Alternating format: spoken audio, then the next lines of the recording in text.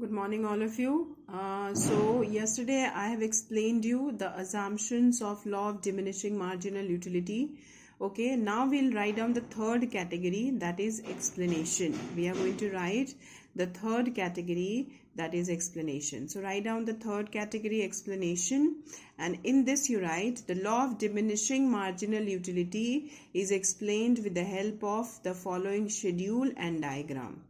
The law of, in the explanation write down, the law of diminishing marginal utility is explained with the help of following schedule and diagram. So is the same schedule you people have to draw, which you have already done in the relationship between marginal utility and total utility. Okay, the same schedule and the same diagram you people have to draw. Okay, the schedule and diagram. Okay, this you people have already done. So under explanation, first you will write the law of diminishing marginal utility is explained with the help of the schedule and diagram below. After the diagram, below the diagram, you can write that okay, you see this for this diagram you write upper panel. For this diagram you write upper panel here. You write as upper panel. I am writing with a red pen so that you all will able to see upper panel, and for this diagram you can write lower panel. Lower panel. Is it clear? All right. Now write down the explanation. Write down the explanation. Explanation write down. Okay. So in the explanation, first you will see the schedule and then you write. Then you write from the above schedule, write down the explanation, children.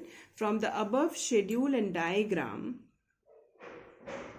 it is clear that as the consumer is increasing the consumption of each additional unit of particular commodity, then his marginal utility is declining. His marginal utility is declining. Full stop. Then write that. That is why the marginal utility curve is sloping downwards.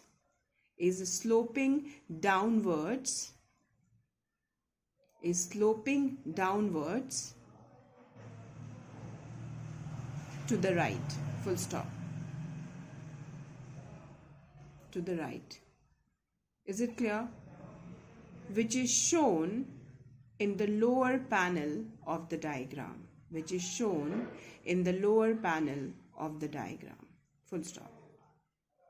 Okay.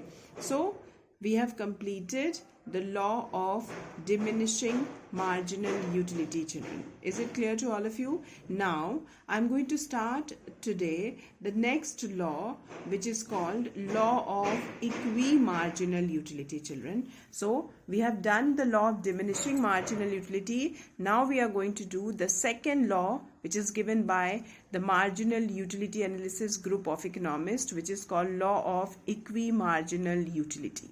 So children, we are going to do the next law, which is called law of equimarginal utility, and then under bracket you write applicable in case of several commodities. Okay, because the previous law which we have completed was law of diminishing marginal utility, which was applicable in case of single commodity. But a consumer not only purchase one commodity, consumer purchase several commodities. Okay, so in normal situation, consumer purchase several commodity. So law of equimarginal utility is going to be used in this condition. So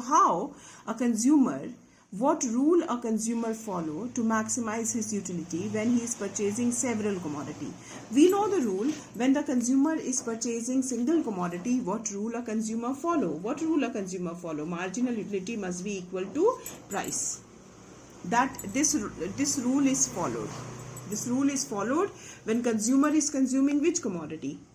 Consumer is consuming single commodity.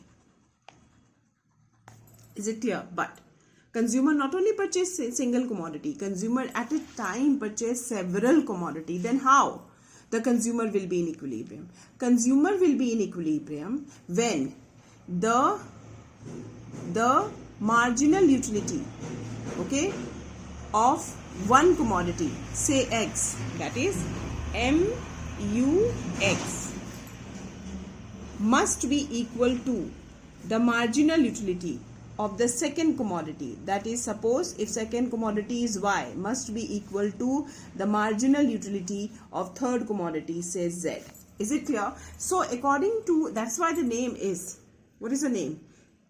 Equi-marginal utility. Equi-marginal utility का क्या मतलब होता है? Equal. The main aim of the consumer is to equalize his marginal utility. His marginal utility getting from what? Getting from several commodity. Several commodity, for example, consumer is consuming commodity X, Y, Z. So when the consumer will be in equilibrium? Consumer will be in equilibrium when marginal utility of X will become equal to marginal utility of Y, will become equal to marginal utility of Z.